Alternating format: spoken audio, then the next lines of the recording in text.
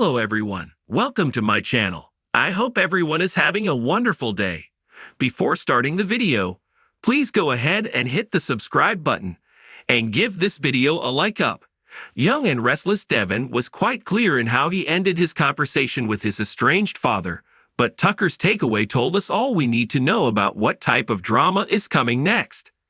Devin, clearly desperate, approached Tucker in hopes of gleaning information from dear old dad that would help him take down the latest perceived threat to Chancellor Winters, Billy. Given that Tucker had teamed with Mamie previously on a mission to oust Jill from her own company, Devin assumed that his pops had dirt on his former flame that might work as leverage to get her to back off of her decision to hand her power to her son. As it turned out, Tucker had nothing to offer in that regard. But as Devin got up to leave, Tucker enticed him back by proposing that he could handle Billy, whilst his son kept his hands clean, meaning, of course, that Tucker would employ the shadier tactics he's best known for to take care of the situation, with no one the wiser that Devin had anything to do with it. Always a straight shooter, Devin heard Tucker out, but immediately shut him down. No thanks, he clearly stated, explaining that it sounds messy and complicated, and most importantly, he doesn't want him making new problems for him. McCall told Devin he was sorry he couldn't be of more help, and that was that. Except it won't be.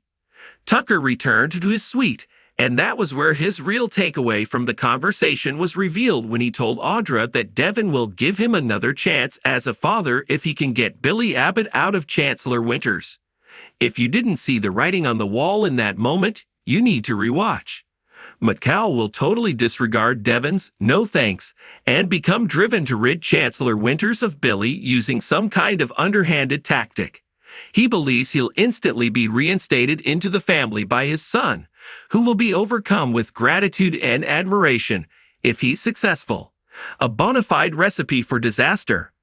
Why? For one thing, Devin already foresaw the outcome. Tucker will almost certainly make new problems for him by trying to help.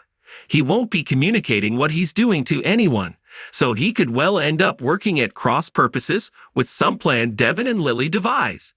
Or maybe they'll all figure out how to work together, and then McCall will swoop in and append the company. We don't know how it will go bad, but it will. Yes, it's inevitable that Tucker will decide to go after Billy, and he won't be able to do it from Paris, which brings us to the second part of our story. Given that Audra had found them an earlier flight and was wheeling her suitcase over to the door in anticipation of leaving when Tucker came in with this update, it's not hard to see where things are headed. Tucker's about to cancel their trip for a second time, and that's probably going to be the last straw for Audra, who has had Nate in her ear telling her McCall was just using her as a stand-in to recreate his Paris romance with Ashley. She doesn't think Devin deserves to have his father doing him a favor given how cold he's been toward him, so there's bound to be a huge blowout if Tucker announces they're putting the trip on pause for him to go to work for his son's approval. So, there you have it. Tucker will mess things up for Devin at Chancellor Winters and lose Audra in one fell swoop, as he'll inevitably decide to go after Billy despite his son asking him not to.